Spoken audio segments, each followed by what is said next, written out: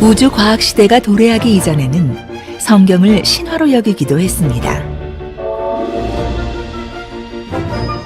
그러나 현재에는 성경이 사실이니 과학을 통해 입증되고 있습니다. 3500년 전 청동기 시대의 우주과는 사실과는 거리가 멀었습니다. 인도인들은 신령한 동물들이 세상을 떠받치고 있다고 믿었습니다. 수메르인들은 우주가 평평하다고 생각했습니다. 고대인들은 지구가 우주 공간에 떠 있다는 것을 감히 상상하지도 못했습니다. 그런데 같은 청동기 시대 3500년 전의 기록인 욥기서에는 현대 천문학의 지식이 기록되어 있습니다. 땅을 공간에 다시며 성경은 마치 인공위성에서 지구를 촬영한 것처럼 묘사하고 있습니다. 욥기서는 약 3500년 전, 즉 청동기 시대의 기록임이 밝혀진 책입니다. 그런데 청동기 시대의 기록인 욥기서에 놀랍게도 현대 천문학의 지식이 기록되어 있는 것입니다. 지구가 공간에 떠 있다는 사실이 현대인들에게는 당연한 과학 상식이지만 과연 청동기 시대의 고대인들에게도 상식이었을까요?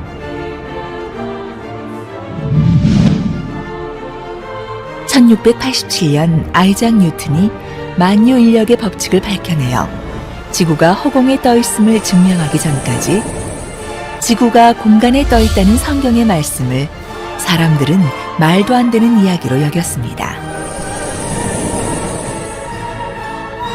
그러나 과학이 발달하면서 성경의 기록이 사실임이 입증된 것입니다. 또한 성경은 이미 3000년 전에 태양이 공전하고 있다고 기록했습니다. 해는 그 방에서 나오는 신랑과 같고 그 길을 달리기를 기뻐하는 장사 같아서 하늘 이 끝에서 나와서 하늘 저 끝까지 운행하며. 그러나 인류는 20세기에 이르러서야 태양이 은하를 중심으로 공전한다는 사실을 발견했습니다.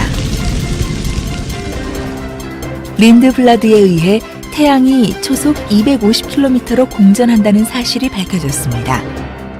태양의 공전에 대한 성경의 기록이 사실임이 입증된 것입니다. 또한 성경은 3500년 전에 지구 내부 구조에 대해 정확히 묘사했습니다.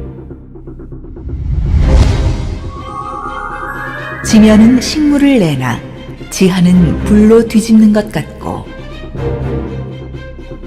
우리가 딛고 서 있는 땅 밑에 펄펄 끓는 불바다가 있다는 것은 지구과학의 기초 지식입니다. 그러나 19세기까지 사람들은 땅속에 불바다가 있다는 하나님의 말씀을 말도 안 되는 신화로 여겼습니다. 20세기가 되어서야 지구 내부 구조가 밝혀졌기 때문입니다.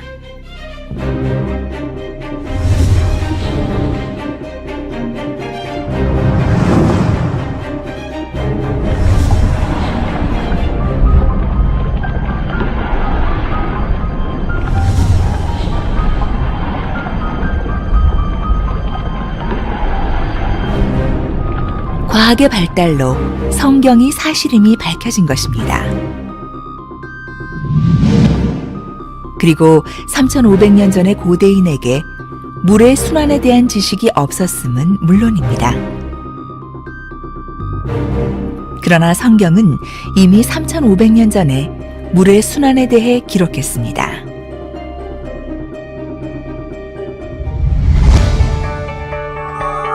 그가 물을 가늘게 이끌어 올리신즉 그것이 안개 되어 비를 이루고 그것이 공중에서 내려 사람 위에 쏟아지느니라. 물은 증발, 응결, 강수의 3단계를 거쳐 순환합니다.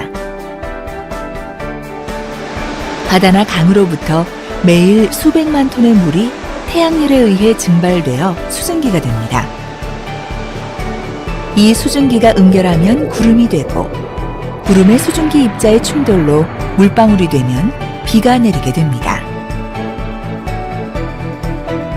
16세기에서 17세기가 되어서야 페라울트와 마리오테가 실험을 통해 물의 순환을 밝혔습니다. 성경의 기록이 사실이니 다시 한번 과학을 통해 밝혀졌습니다.